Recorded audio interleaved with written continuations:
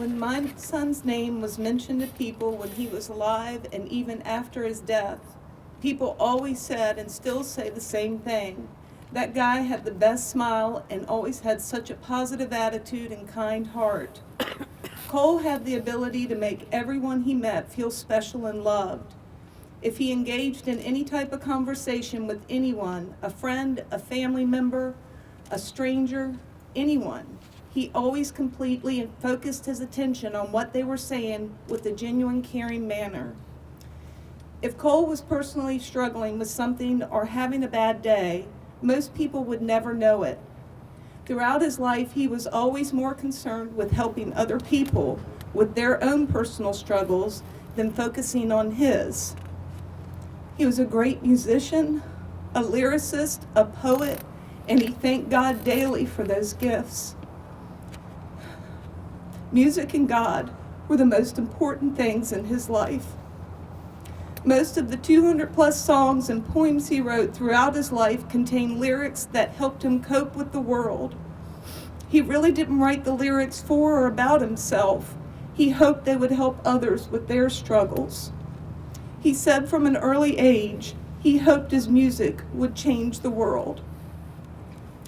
In 2016, he was thrown a really tough blow in life. He was hearing voices and hallucinating. He was diagnosed with schizoaffective disorder. Cole refused to accept his diagnosis, and I can understand why. He believed he was enlightened and that he didn't have a mental disorder. In many ways, I have to agree with him, because his diagnosis did not change his heart or his love for others. If anything, it made his love, kindness, and compassion for others grow stronger. But the choice to diagnose himself as enlightened was at the price of his own well-being. With Cole's choice to not take medication for his medical diagnosis, his family witnessed him discard all comforts of life and choose to live homeless. It was a devastating thing to watch. However, we were fortunate he befriended two very compassionate people that convinced him to take refuge in their home and not on the streets. On the afternoon of February 16th, 2018, Cole went down to a coffee shop and left a note with the barista for his friends and family. The note said, "To my friends and family, there are things I must do, and though you do not understand or believe, I do, and I must walk by faith and not by sight. My calling has been spoken, and now I have listened. This is something I cannot evade any longer. Thank you for everything you've ever done for me, and for all your love and care. I will see you soon. Do not worry. God and the gods are on my side. Love, Julius Cole Rassin." When he left the coffee shop, it was the last time he was ever seen. I don't like to think of that day. As his mother, I knew and felt an unknown deep sadness in the bottom of my heart, and I knew I may never see him again. At that time, when he went missing, part of my heart went missing. I think all of us who have had a loved one go missing know that feeling. Part of you goes missing with them too. When I contacted Q Center, Monica immediately gathered information from me and got the ball rolling in trying to locate Cole. But Q Center does so much more than that. Monica counseled me. She listened to me cry. She saw me fall apart. She prepared me for any type of outcome. She prayed with me. She gave me strength to focus on finding Cole. Over a week had passed, and there were no solid leads of any kind to help locate Cole. I spent every hour of every day trying to think of something I could do to maybe help the detectives. I couldn't eat. I couldn't sleep. All I could think about was finding him. Monica suggested we hold a candlelight vigil in the community to show support in finding Cole. We scheduled the event for February 25th and titled it Shine a Light for Julius Cole to help him find his way home.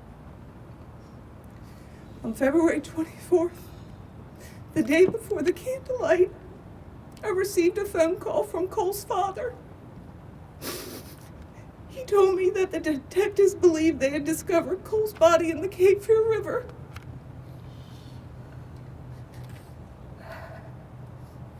He stated we needed to go to the hospital to help the medical examiner determine if it was him. His father also told me we wouldn't be allowed to see his body, but they needed our help in determining any markings that could be attributed to him. Upon arriving at the hospital, I was told he was identified by his tattoo on his arm of the word Yahweh and a heart. I felt as if my whole body was going to collapse and I was sick to my stomach. I couldn't remember how to breathe. I couldn't make a complete sentence. I couldn't accept it. Even speaking of this moment now, over a year later, that same unbearable pain and emotion I was feeling at that moment returns with the same intensity as when I first experienced it. I still feel I'm in a terrible nightmare that I can't wake up from. I was so angry at God. I screamed at God. I told him he took away a beautiful gift from this world. I screamed at him he should have taken me, not Cole.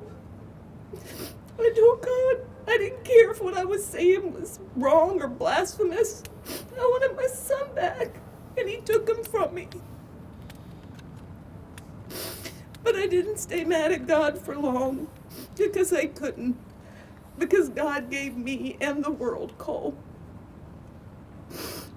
Cole accomplished a lot in his short life, and I know he attributes those accomplishments to God. In 2014, Cole got the tattoo Hold Hope on the upper palm of his hand between his first and second finger. It said Hold Hope, so that when he held the peace sign, you could see it. He surprised me and his younger brother with that tattoo.